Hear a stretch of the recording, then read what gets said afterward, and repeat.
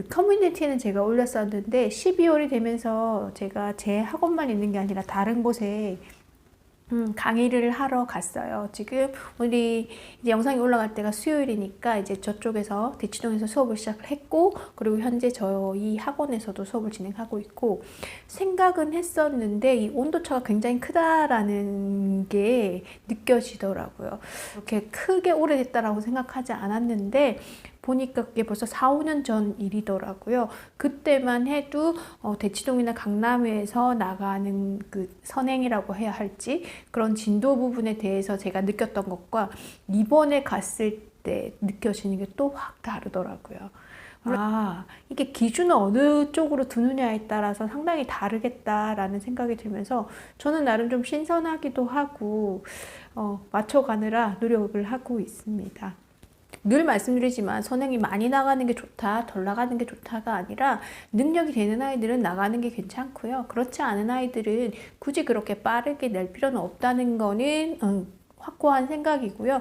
지금 진행하는 아이들은 능력이 되니까 또 진행을 하지 않을까라는 생각도 있기 때문에 그 부분에 대해서는 제가 뭐 이게 옳다 그르다라고 말씀드리고 싶은 게 아니라 온도차가 굉장히 크다라는 것들, 생각했던 것보다 그 이상이다라는 말씀을 드리면서 중학생들 같은 경우에는 기말고사 기간이거든요. 현재 아마 이 영상이 나가는 때쯤 되면 끝났거나 아니면 막 시작하려고 이렇게 하는 시점일 텐데, 기말고사가 끝나고 나면 방학 때, 이 겨울 방학 때 어떻게 보내야 될까 많이들 고민을 하실 것 같아요.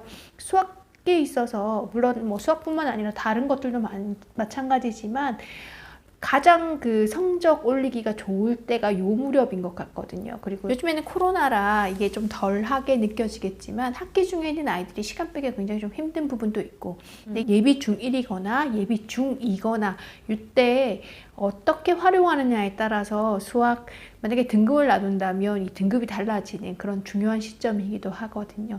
근데 무작정 소화가 안 되는데 많은 양을 한다라고 해서 해결되는 건 아니고, 우리 아이 수준이 어느 정도인지 역량이 어느 정도인지 파악을 하셨다면 이때는 좀 푸시를 해도 괜찮지 않을까라는 생각이 듭니다. 아까 온도차에 대해서 말씀을 드렸었는데 지금 제가 지도하는 중학생들은 거의 자기 학년 위주거나 아니면 한 학기 혹은 길면 이제 1년 정도의 선행을 하는 친구들이 대다수였고, 그렇지 않은 이제 여기 강남권에 들어갔을 때는 아주 어린 학년부터 중고등 선행을 이렇게 하고 있더라고요.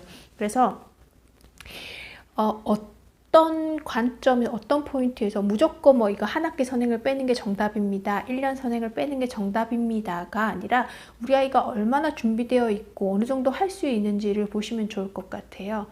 특히 이제 중2, 3 같은 경우에는 본인들도 느끼거든요. 내가 좀 더 진도를 빼야 되겠다라는 생각이 들고, 그리고 시간적 여유가 아무래도 고등학교 올라가다 보면 좀 없기 때문에 지금 중2, 중3인 아이들은 발등에 불 떨어졌다라고 할 수 있을 것 같아요.